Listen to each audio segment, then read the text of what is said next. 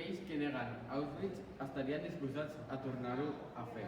I aquesta frase, per mi, significa que aquestes persones que neguen l'existència d'Auschwitz són persones que encara mantenen el pensament nazi i tornarien a assassinar milions de persones només per la seva manera de pensar.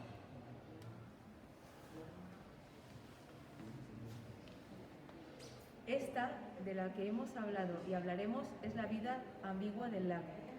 De esta manera dura, estrujados contra el fondo, han vivido muchos hombres de nuestros días, pero todos durante un tiempo relativamente breve, por lo que quizás sea posible preguntarse si realmente merece la pena y si está bien de esta excepcional condición humana que quede cualquier clase de recuerdo.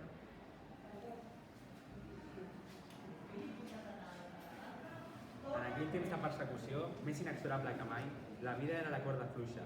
Les persones jueves i tantes altres, funàmbuls inexperts, mercats, coneixia prou els qui filaven el destí de la gent del seu poble. Eren aquella mena d'assassins, aquells oficials de les Waffen-SS, monstres disfressats amb vestits impecables, quan no els esquitxava la sang, ben patinats, sovint homes de cultura, que estimaven potser els seus gossos, la música, que tenien segurament una família. I allí un còmic seria una mica difícil, així que ho explicaré.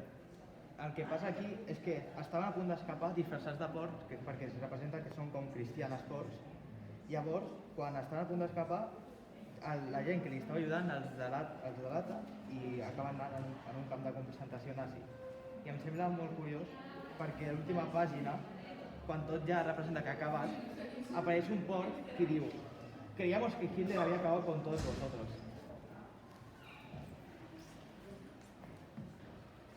Después de aquello, nada volvió a saberse de Bruno. Varios días más tarde, después de que los soldados hubieran registrado exhaustivamente los alrededores y recorrido los pueblos cercanos con fotografías del niño, uno de ellos encontró un montón de ropa y las botas que Bruno había dejado junto a la alambrada.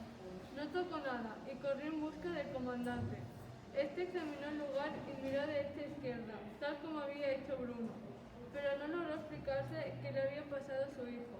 Era como si hubiera desaparecido de la faz de la tierra dejando solo su ropa.